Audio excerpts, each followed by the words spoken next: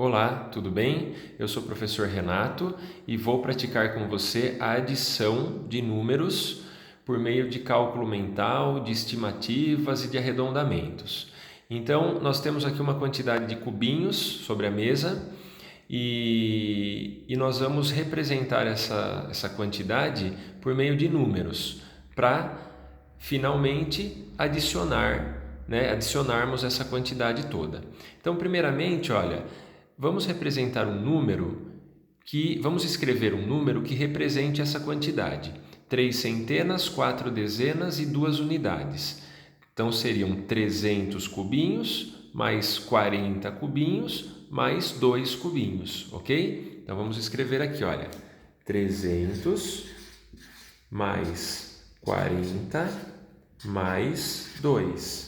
Que é igual a 342 cubinhos. É dessa forma que o nosso número se forma, né? De acordo com o nosso sistema de numeração. Muito bem, vamos agora representar essa outra quantidade de cubinhos. 2 centenas, 9 dezenas e 8 unidades. E aí nós temos então 200 cubinhos, mais 90 cubinhos, mais 8 cubinhos. Portanto, nós temos aqui 200 mais 90 mais 8, que é igual a 298 cubinhos, ok? Muito bem. Quando o objetivo é adicionar envolvendo o cálculo mental, muitas vezes nós usamos da estratégia de desmanchar o número, né? De enxergar o número de uma forma um pouquinho diferente, ou melhor, da forma como realmente ele é constituído, né? Então, olha, o número 342, nós conseguimos compreender, né? Olha, aqui ele é formado dessa maneira: 300 mais 40 mais 2, 298, 200 mais 90 mais 8, né? E aí, para adicionar, quando a gente desmancha o número, fica mais fácil, né? Então, agora, olha, quando eu adiciono aqui as partes desses números, né? As quantidades de forma separadas e enxergando que quantidade eu estou adicionando, talvez fique mais fácil fazer o cálculo mental por decomposição. Então, olha, 8 cubinhos mais 2 cubinhos, 8 cubinhos mais 2 cubinhos, 10 cubinhos. Agora, 90 cubinhos mais 40 cubinhos, nós sabemos que são 9 dezenas mais 4 dezenas, que dão 13 dezenas, né? 9, 10, 11, 12, 13. E aí, então, são 13 dezenas, ou seja, 130 unidades, 130 cubinhos. 90 mais 40 mentalmente, 90, 100, 110, 120, 130, são 130 cubinhos. E aqui 300 cubinhos mais 200, ó, 300 cubinhos mais 200 cubinhos, são 500 cubinhos, são 5 centenas. Então 300 mais 200, 500. Aí posso continuar somando, né? Olha lá, 500 mais 130 mais 10. Eu posso entender também, olha, eu posso desmembrar ainda mais se eu tiver dúvidas na hora de calcular mentalmente. Eu posso fazer 500 mais 100 mais 30 mais 10, certo? 500 mais 100 mais 30 mais 10. Talvez fique mais fácil para eu calcular mentalmente. 500 mais 100, 600, 600 mais 30, 630, 630 mais 10, 640.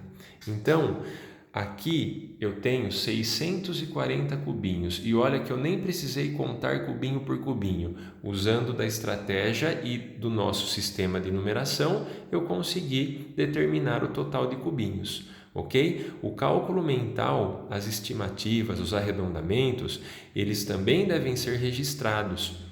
Eles devem ser escritos no papel.